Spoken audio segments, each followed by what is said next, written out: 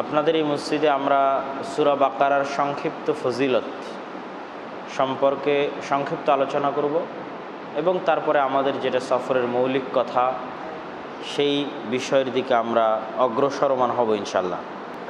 সূরা বাকারার ফজিলত সম্পর্কে বলতে গিয়ে সবার আগে আমাদের দুটো বিষয় জানা উচিত যে সূরা বাকারার মধ্যে দুটি আয়াত এমন আছে যে দুটি আয়াত সমগ্র কোরআনের সবচেয়ে ফজিলতপূর্ণ আয়াতগুলোর মধ্যে অন্তর্ভুক্ত।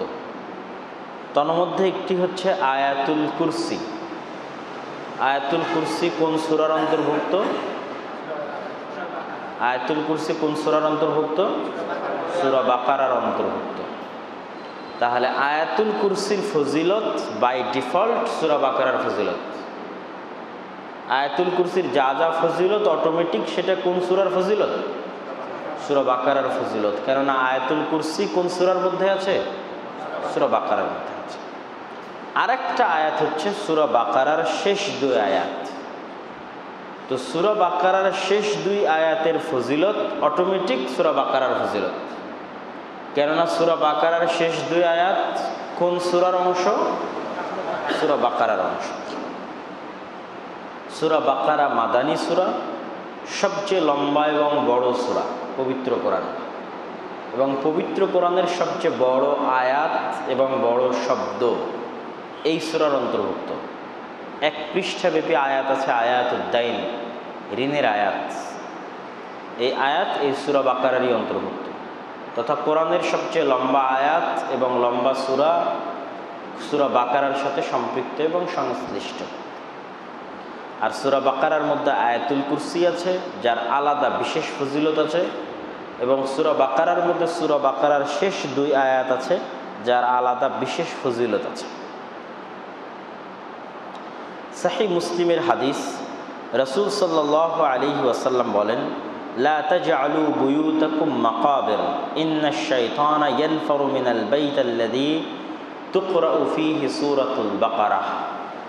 তোমরা তোমাদের বাড়িকে কবর বানায়ো না, তোমাদের বাড়িকে শয়তানের আড্ডাখানা বানিও না। প্রত্যেক ওই বাড়ি থেকে শয়তান পালিয়ে যায় যেই বাড়িতে সূরা বাকারা তেলাওয়াত করা হয়। যে বাড়িতে কোন সূরা তেলাওয়াত করা হয়? সূরা বাকারা তেলাওয়াত করা হয়। ওয়াকাল নবী সাল্লাল্লাহু আলাইহি ওয়াসাল্লাম, আল্লাহর নবী আরও বলেন, ইকরাউল কোরআন ফাইন্নাহু ইয়াতি ইয়াউমাল কিয়ামাতি শাফিআন লিআসহাবিহি। তোমরা কোরআন তেলাওয়াত করো, কেননা কোরআন কিয়ামতের মাঠে তোমাদের পক্ষে কথা বলবে। ওয়াকরাউল বাকারা ওয়া আলে ইমরান, আর তোমরা কোরআনের দুইটি শ্রেষ্ঠতম সূরা সূরা বাকারা এবং সূরা আলে ইমরান তেলাওয়াত করো, কেননা ফাইন্নাহুমা ইয়াতিয়ানি ইয়াউমাল কিয়ামাহ, সূরা বাকারা এবং সূরা আলে ইমরান কিয়ামতের মাঠে আসবে, কাআন্নাহুমা গামামাতান আও গায়াবাতান, যেন আলে ইমরান এবং সূরা বাকারা দুটি মেঘমালা, মেঘের খণ্ড। কেমন মেঘমালা? যেমন একসাথে হাজার হাজার পাখি উড়ে গেলে যেমন একটা ছায়া তৈরি হয়, একটা মেঘের খণ্ড আকাশ দিয়ে উড়ে গেলে যেমন ছায়া তৈরি হয়, এই রকম সূরা বাকারা এবং সূরা আলে ইমরান ছায়া হিসেবে কিয়ামতের মাঠে তোমাদের উপরে আসবে এবং তোমরা সেই ছায়াতে আশ্রয় গ্রহণ করতে পারবে। রাসূলুল্লাহ সাল্লাল্লাহু আলাইহি ওয়াসাল্লাম আরও বলেন, ইকরাউল বাকারা, তোমরা সূরা বাকারা পাঠ করো, ফাইন্না আখদাহা বারাকা, সূরা বাকারা পাঠ করার মধ্যে বরকত আছে, ওয়া তারকুহা হাসরাতুন, আর সূরা বাকারা পাঠ না করা শুধুই আফসোস, শুধুই আফসোস, শুধুই আফসোস এবং শুধুই হতাশা।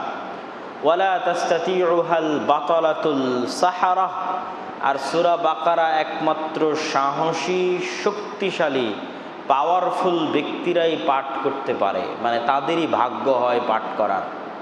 যারা শক্তিশালী, সাহসী তারা, আর যারা পাঠ করতে পারে না এরা অলস এবং দুর্বল।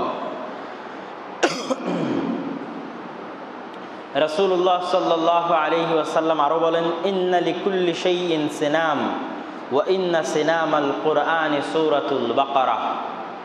প্রত্যেক জিনিসের শীর্ষস্থানীয় জায়গা থাকে, টপ লেভেল থাকে, সর্বোচ্চ শিখর থাকে। প্রত্যেকটা জিনিসের একটা বাড়িরও সর্বোচ্চ স্তর আছে, সর্বোচ্চ জায়গা আছে। একটা গ্রামেরও মেইন কেন্দ্র সর্বোচ্চ স্থান জায়গা আছে।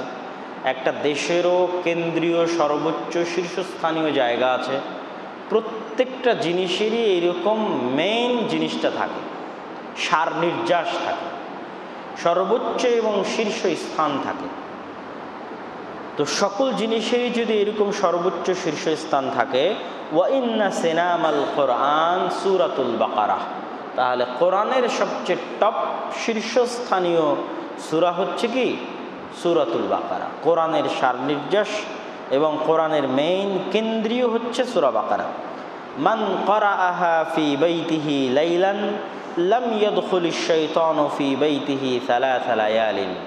কোনো বাড়িতে সূরা বাকারা যদি এক রাত তেলাওয়াত করা হয়, শয়তান সেই বাড়িতে 3 রাত প্রবেশ করতে পারে না। আল্লাহু আকবার। এক রাত সূরা বাকারা তেলাওয়াত সমান কয় রাত শয়তান প্রবেশ করবে না? 3 রাত। রাসূলুল্লাহ সাল্লাল্লাহু আলাইহি ওয়াসাল্লাম আরো বলেন, মান ক্বারাআ বিল আয়াতাইনি মিন আখির সূরাতিল বাকারা ফি লাইলাতিন কাফাতাহ। যে ব্যক্তি রাতে ঘুমানোর পূর্বে সূরা বাকারার শেষ 2 আয়াত পাঠ করলো, তার জন্য এই শেষ 2 আয়াত যথেষ্ট। তার জন্য এই শেষ 2 আয়াত কি? যথেষ্ট।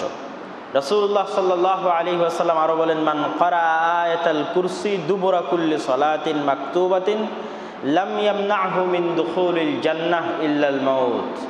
যে ব্যক্তি 5 ওয়াক্ত সালাতের পরে আয়াতুল কুরসি পাঠ করলো, জান্নাতে যেতে কোনো কিছুই তাকে বাধা প্রদান করতে পারবে না। কি ব্যতীত? মৃত্যু ব্যতীত। তথা মৃত্যুবরণ করলেই সে কোথায় প্রবেশ করবে? জান্নাতে প্রবেশ করবে। নু'মান ইবনে বাশীর রাদিয়াল্লাহু তাআলা আনহু থেকে বর্ণিত, তিনি বলেন, রাসূলুল্লাহ সাল্লাল্লাহু আলাইহি ওয়াসাল্লাম বলেছেন, ইন্নাল্লাহা কাতাবা কিতাবান ক্বাবলা আন ইয়াখলুকাস সামাওয়াতি ওয়াল আরদ বিআলফি আম আনজালা মিনহু আয়াতাইন খাতামা বিহিমা সূরাতুল বাকারা। আল্লাহ সুবহানাহু তাআলা পৃথিবী, আসমান এবং জমিন সৃষ্টির হাজারো বছর পূর্বে একটি কিতাব লিপিবদ্ধ করেন এবং সেই কিতাবের মধ্যে একটি সূরা শেষ করেন 2টি আয়াত দিয়ে। সেটি হচ্ছে সূরা বাকারা, যা শেষ করেন 2টি আয়াত দিয়ে। ওয়ালা ইয়াকরাআনি ফি দারি সালাসা লায়ালিন ফায়াকরাবুহুমা শাইতান। যেই বাড়িতে নিয়মিত এই 2 আয়াত পাঠ করা হয়, সূরা বাকারার শেষ 2 আয়াত, সেই বাড়িতে শয়তান বসবাস করতে পারে না, শয়তান প্রবেশ করতে পারে না।